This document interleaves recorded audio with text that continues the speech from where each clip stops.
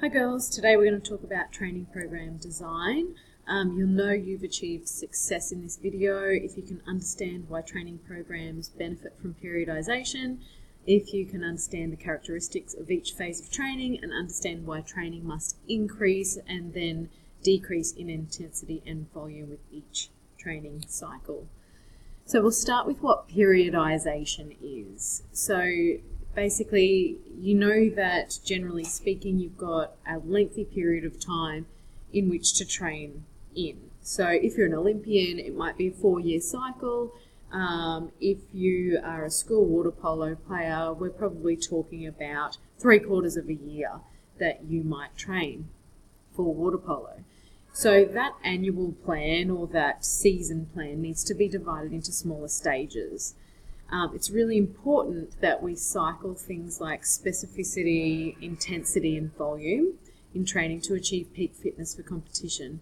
If you just continually overload the intensity and volume of a training session, it becomes impossible and you'll be way too tired to be able to compete.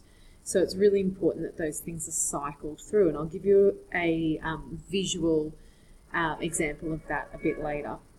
Takes into account that a high level of competition fitness cannot be maintained for the whole year.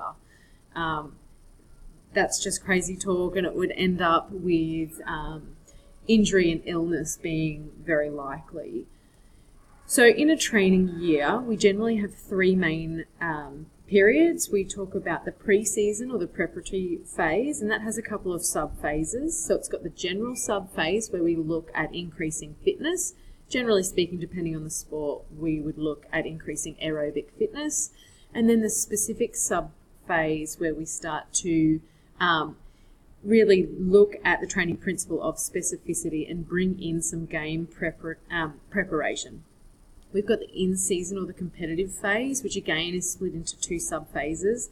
It's got the pre-competitive sub-phase and the competitive sub-phase. So that obviously depends. The length of those sub-phases depends on how frequent your competitions are and how important the competitions are. And then the off-season or the transition phase. So the training phases, each phase or sub-phase should be divided into smaller parts. Okay, so we've got a macro cycle, which is the entire season, say, or the year, or if you're an Olympian, the 4-year cycle. That's a macro cycle. And then we've got mesocycles within that, which are generally around 6 weeks. They could be 4 to 6 weeks generally. And a microcycle, which is looking specifically week to week.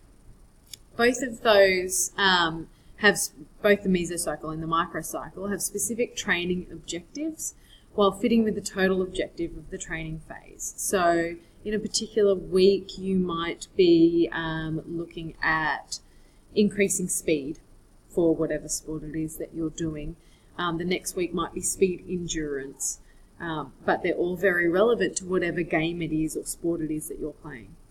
Intensity, duration, frequency and type of training needs to vary amongst these phases depending on where you're at in the year. What you do in a pre-season or off-season mesocycle is going to be very, very different to what you do during an in-season or a competition phase mesocycle or microcycle. The length of the phases varies according to the program. So again, they're not all going to be split evenly. It's going to depend on your competition demands, basically. So if we put that into a visual table, we can see here that here we've got the macro cycle. So the macro cycle essentially is the entire plan. So this is actually a little inaccurate saying that that's macro cycles. That should say mesocycles. But the whole thing is the macro cycle, okay? And then the mesocycles, you've got smaller sections in here. So here are prompts to remind us of the 3 phases of training and the sub-phases. That just reminds us of what we might include in training in terms of intensity, specificity, volume at these times of year. And then the mesocycles.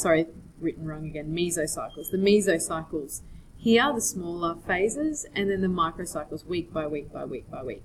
So if you were doing a macro cycle over a calendar year, we are talking that this would be January, and generally speaking, this would be the first week in January, the second week in January, the third week in January, the fourth week in January. And when we look at a certain table, and that'll be on the next slide, you'll be able to graph how intense and the amount of the volume of training that's happening in each of those weeks to make sure that you're cycling through appropriately to avoid things like illness and injury to your athlete.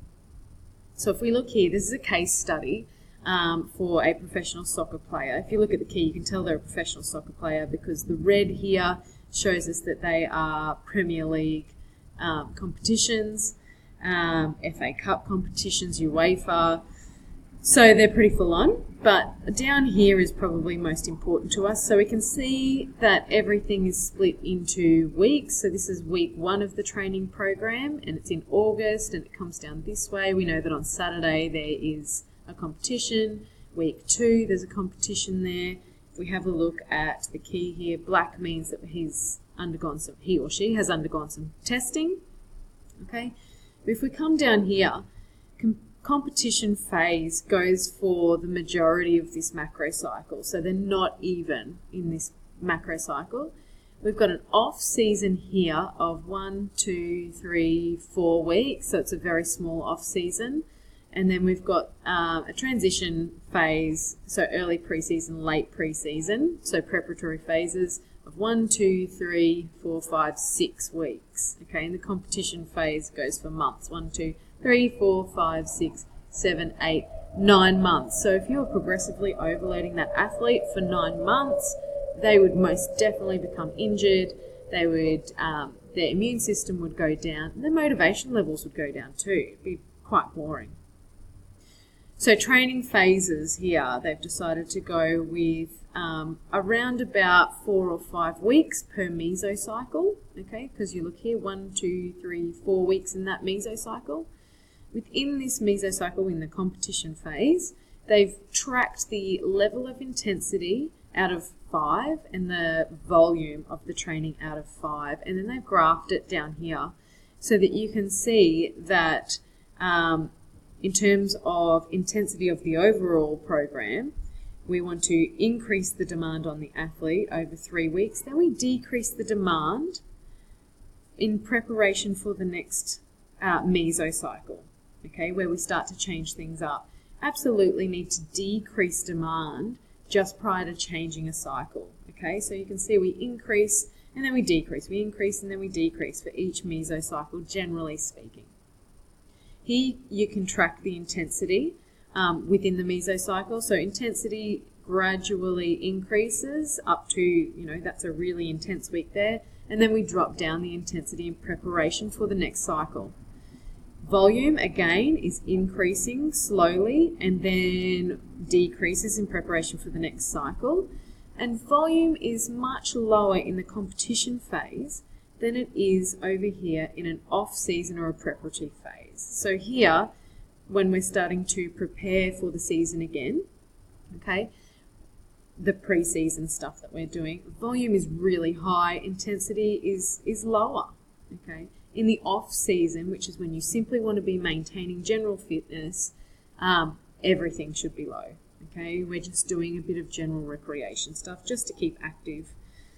Goals and stuff are also important within a training cycle, but it's just important to have a look at this sort of thing.